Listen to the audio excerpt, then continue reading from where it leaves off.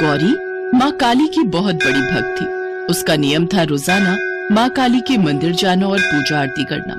ये नियम वो कई सालों से निभा रही थी। गौरी की शादी हुई तो भी उसने वो नियम नहीं तोड़ा। गौरी की शादी को 15 दिन हो चुके थे। गौरी ने अपनी सास से कहा, माँ जी, अगर आप इजाजत दे तो क्या मैं कल से रोजाना काली माँ के मंदिर जा सकती हूँ? मोहल्ले बिरादरी के लोगों के सामने यूं नई बहू का बाहर जाना ठीक नहीं। लोग बातें बनाते हैं। अब वो घर पर ही रोजाना नियम से जल्दी उठकर माँ काली की पूजा आरती करने लगी। हे काली मैया, मेरे परिवार पर अपनी कृपा बनाए रखना। मेरे पति की हर संकट से रक्षा करना माँ। उधर जैसे ही सुनील सड़क पार करने लगा, एक कार तेजी से उसके बराबर से निकली। अरे अंधा है क्या? दिखाई नहीं देता? सारा नशा ही उतर गया। एक बोतल घर ले जाता हूँ, घर जाकर आराम से पीऊंगा। सुनील शराब के नशे में घर पहुंचता है। वो शराब पीने लगता है। गौरी उसे और शराब पीने के लिए मना करती है। मैं रोजाना पीता हूँ और मैं पीनी नहीं छोड़ सकता। अब मेरा दिमाग मत खा सिर पर खड़ी होकर, जा यहाँ से। माँ काली के मंदिर में बहुत बड़ी पूजा होने वाली थी। गौरी का भी मन था कि इस पूजा में शामिल हो, इसलिए वो अपनी सास से पूछकर काली माँ के मंदिर में पूजा के लिए चली जाती है। सुनील नशे में घर आता है। उसे जब गौरी घर पर नहीं मिलती तो वो गुस्सा होने लगता है। अरे क्यों इतना गुस्से में आ रहा है? मुझे बोल कर गई है आ जाएगी अभी। नहीं माँ, ये गौरी ने रोज का तमाशा बना रखा है।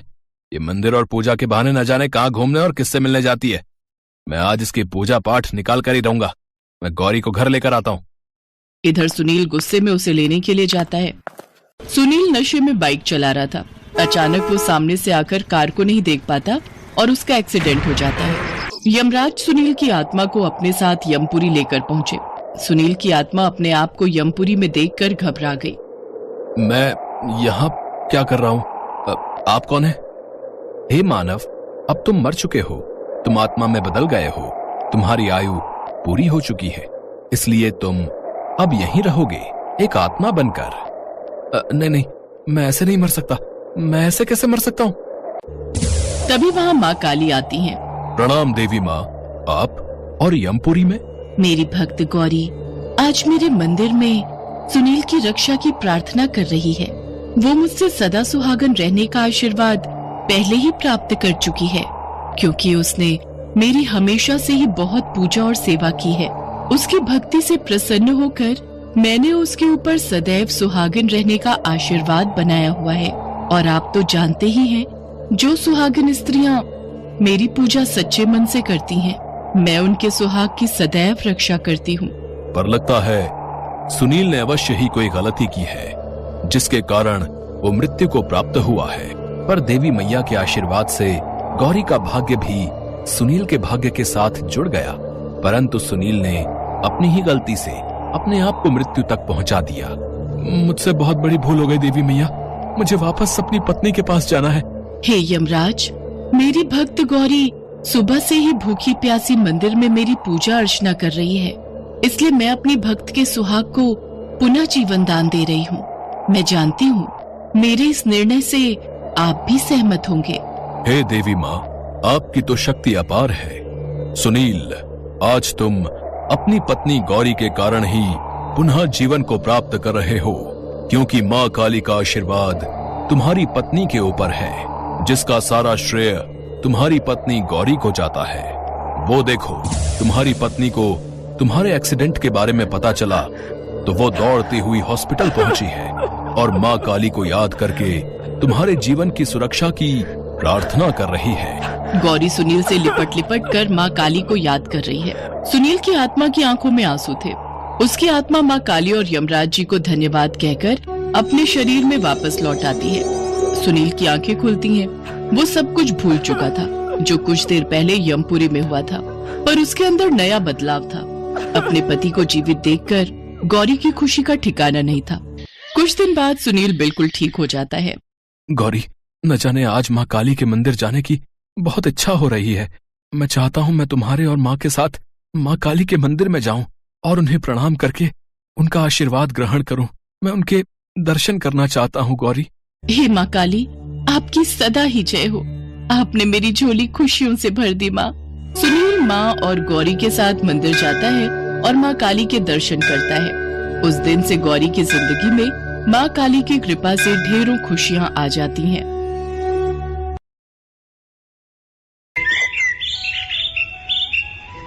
सुंदर नगर में हरिलाल नाम का एक व्यापारी रहता था। उस व्यापारी ने एक हाथी पाल रखा था। विधाता के निश्चित समयानुसार एक दिन उस हाथी की मृत्यु हो गई। यमराज के दूत उस हाथी की आत्मा को यमलोक लेकर गए। बताओ चित्रगुप्त, इस हाथी के कर्मों का लेखा जोखा क्या निकलता है? प्रभु, इस हाथी ने अपने जीवन में कभी भी गलत काम नहीं किया है। इसके कर्म काफी अच्छे रहे हैं। अच्छा, ये तो बहुत अच्छी बात है।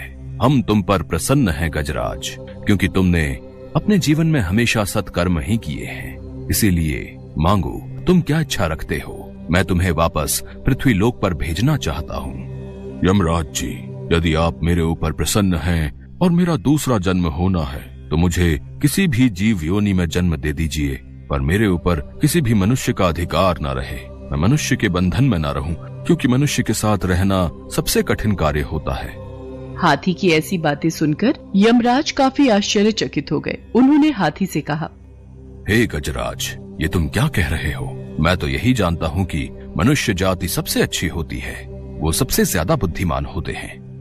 यही तो परेशानी है यमराज जी, कि मनुष्य सबसे ज्यादा बुद्धिमान होते हैं। लगता है आप मनुष्य की सच्चाई नहीं जानते, आपको उनके बारे में कोई जानकारी नहीं है। मुझे कैसी जानकारी नहीं है? तुम खुद देखो, यहाँ पर कितने मनुष्य खड़े हैं। उन्हें अपने कर्मों के अनुसार जो मिले उसे बिना किसी परेशानी के स्वीकार कर लेते हैं। महाराज, मतलब आपका अभी तक किसी जीवित इंसान से पाला नहीं पड़ा है। ये तो मृत लोग हैं, ये तो सिर्फ मनुष्य की आत्माएं हैं। यदि आप किसी जीवित मनुष्य से मिलेंगे तभी आपको सच्चाई पता चलेगी। हाथी की बातों को सुनकर यमराज काफी हैरान हो गए और बोले, ठीक है, तुम्हारी बात जानने के लिए मैं तुम्हारे मालिक को जीवित ही यहाँ बुलाता हूँ। यदि तुम्हारी बात सत्य निकली तो तुम जैसा कहोगे हम वैसा ही करेंगे, और यदि तुम्हारी बात झूठी निकली तो जैसा हम कहेंगे तुम्हें वैसा ही करना होगा। तुम्हें अपने उसी मालिक के पास जाकर रहना होगा जहाँ तुम पहले थे। हाथी ने यमराज की शर्त मंजूर कर ली। यमराज को हाथी की बातें बहुत दिलचस्प लगी, इसलिए वो जीवित व्यक्ति से मिलने के लिए उत्सुक हो गए। उन्होंने अपने यमदूतों को आदेश दिया, जाओ और जाकर इसके मालिक हरिलाल को यमलोक लेकर आओ। यमराज की आज्ञा को मानकर 4 दूत उस हाथी के मालिक को लेने के लिए पृथ्वी लोक पर चले गए। लेकिन उनके सामने सबसे बड़ी परेशानी ये थी कि वो जीवित व्यक्ति को यमलोक कैसे लेकर जाएं। इसलिए यमदूत उसके सोने का इंतजार करने लगे। जब हरिलाल सो गया तो चारों दूतों ने उसे पलंग सहित उठा लिया और यमलोक की तरफ बढ़ने लगे। बीच में ही हरिलाल की नींद खुल गई। उसने देखा कि मैं तो आकाश में हूँ, और नीचे देखा तो जमीन ही गायब थी। तब हरिलाल ने यमदूतों से पूछा, तुम कौन हो और मुझे कहाँ लेकर जा रहे हो भाई?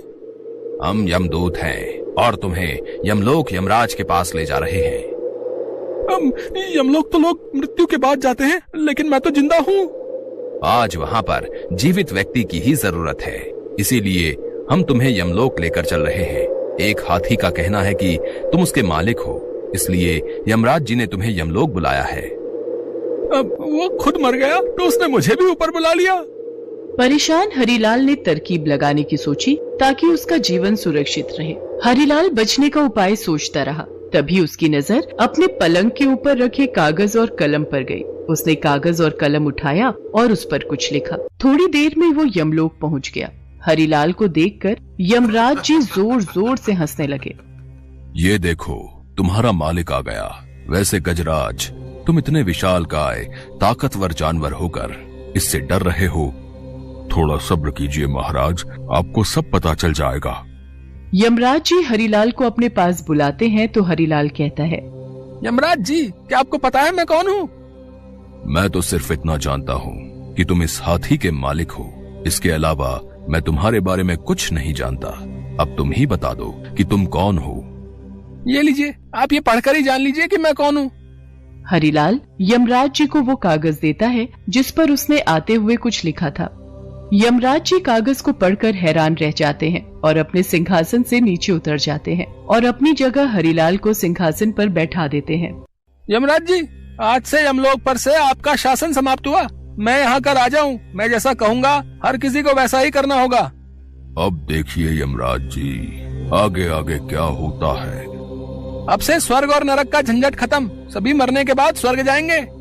यमराज जी कुछ नहीं बोल पाए और देखते ही देखते नरक के सारे मृत लोग स्वर्ग में आ गए और नरक का द्वार बंद कर दिया गया। जिस किसी की भी मृत्यु होती तो वो सीधा स्वर्ग लोक को आता, भले ही वो कितना भी पापी क्यों ना हो। लेकिन हरिलाल को मन ही मन चिंता भी सता रही थी कि किसी दिन उसकी सच्चाई यमराज को पता चल गई तो वो उसे मृत्यु के घाट उतार देंगे। हरिलाल ने सभी लोगों की सजा माफ कर दी। हरिलाल के चेहरे पर चिंता देखकर हाथी उससे बोला, मालिक, पृथ्वी लोक पर तो आप मेरे मालिक थे, पर अब तो मैं मर चुका हूँ। बताइए तो ये क्या माजरा है? आप यमलोक के राजा कैसे बन गए? ये राज की बात है। मालिक, मुझे भी इंसान बना देना, नीचे जाकर आपका नौकर बनकर रहूंगा, लेकिन ये राज मुझे बता दो, मैं किसी को नहीं बताऊंगा। मुझे बताने से आपका मन थोड़ा हल्का हो जाएगा। अच्छा ठीक है, मैं तुझे बताता हूँ। यमदूत जब मुझे लेकर आ रहे थे तो संयोग से मेरे पास एक कागज और कलम थी। मैंने उस पर लिख दिया, यमराज जी, धरती पर से जो मनुष्य आपके पास आ रहा है उसे अपना सिंहासन दे देना। अब से यही मनुष्य यमलोक का राजा होगा। मैंने युक्ति लगाई और वो सब लिखकर उसके नीचे भगवान विष्णु के हस्ताक्षर कर दिए। हरिलाल की बातें सुनकर हाथी सचमुच उसकी बुद्धिमानी से हैरान रह गया। धीरे धीरे कुछ दिन बीत गए। नरक के द्वार बंद थे और स्वर्ग लोक में लोग बढ़ते ही जा रहे थे। ये बात पूरे देवलोक में फैल गई। सब देवता यही सोचने लगे कि अब नरक का अस्तित्व खत्म हो चुका है। सब लोगों ने भगवान विष्णु को ये बात बताई।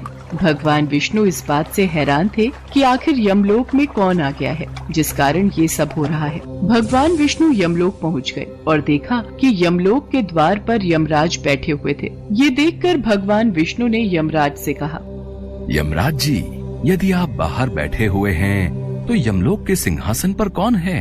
यमलोक को कौन चला रहा है? हे नारायण, ये आप क्या कह रहे हैं? आपने ही तो इंसान को मेरे स्थान पर नियुक्त किया था और आप ही इस तरह से अनजान बन रहे हैं। उस इंसान ने मुझे जो कागज दिया था उसमें साफ साफ लिखा था कि मैं उसे अपना सिंहासन दे दूं और उस पर आपके हस्ताक्षर भी थे। अगर आपको यकीन ना हो तो ये देखिए। मैंने इंसान को यमलोक में नियुक्त किया है? मैंने तो ऐसा कभी नहीं किया। कौन है वो? भगवान विष्णु थोड़ी देर सोचने के बाद कहते हैं, यमराज जी, कहीं आपने किसी जीवित व्यक्ति को तो यमलोक में नहीं बुला लिया? सही कह रहे हैं प्रभु, मैंने जीवित इंसान को ही यमलोक में बुलाया है। यमराज जी ने शुरू से लेकर अब तक की सारी बात भगवान विष्णु को बताई। यमराज जी की बातों को सुनने के बाद भगवान विष्णु को हंसी आ गई और वो मुस्कुराने लगे। यमराज जी, आप अभी भी नहीं समझ पाए। उस मनुष्य ने आपको झूठा पत्र दिया था। उस पर मेरे नहीं बल्कि उसके खुद के हस्ताक्षर थे जो उसने मेरे नाम से किए थे। अगर वो ऐसा ना करता तो आप उसे विद्वान नहीं समझते और आपको उसकी होशियारी का अंदाजा कैसे लगता? भगवान विष्णु की बात को सुनकर यमराज जी ने दोनों हाथों से अपने सिर को पकड़ लिया। अब उन्हें सारा माजरा समझ में आ चुका। इसके पश्चात भगवान विष्णु यमराज जी के साथ यमलोक पहुंचते हैं। उन्हें सामने देखकर हरिलाल अपने सिंहासन से उठ खड़ा होता है। हे प्रभु, मुझे तो आपका ही इंतजार था। मैं कब से यही सोच रहा था कि कब आपके दर्शन होंगे और मुझे इस कार्य से मुक्ति मिलेगी। तुम बहुत चालाक हो हरिलाल। देखा यमराज जी, जीवित व्यक्ति को यमलोक बुलाने का क्या परिणाम हुआ। अब इसको दिख रहा है कि मैं इसे दंड देने वाला हूँ, तब ये मुझे खुश करने में लग गया है। मैं समझ गया प्रभु। किसी भी इंसान को समझना किसी के लिए आसान नहीं है। आज मैं मान गया कि इंसान सचमुच अपनी बुद्धिमानी से कुछ भी कर सकता है। गजराज, तुम्हारी बात सही साबित हुई, इसलिए मैं तुम्हें भी पृथ्वी लोक पर मनुष्य बनाकर भेजूंगा। अब तो तुम खुश हो, तुम्हें तुम्हारे अच्छे कर्मों का फल मिल रहा है। तुम्हें किसी का बंधक नहीं बनना पड़ेगा। तुम अपनी जिंदगी को आजादी से जी सकोगे। यमराज की बातें सुनकर हाथी खुशी से सिर हिला देता है। इसके पश्चात यमराज जी हाथी को भी मनुष्य रूप में धरती पर भेज देते हैं और हरिलाल के दिमाग से भी यमलोक की सारी बातें निकालकर वापस पृथ्वी लोक पर लौटा देते हैं।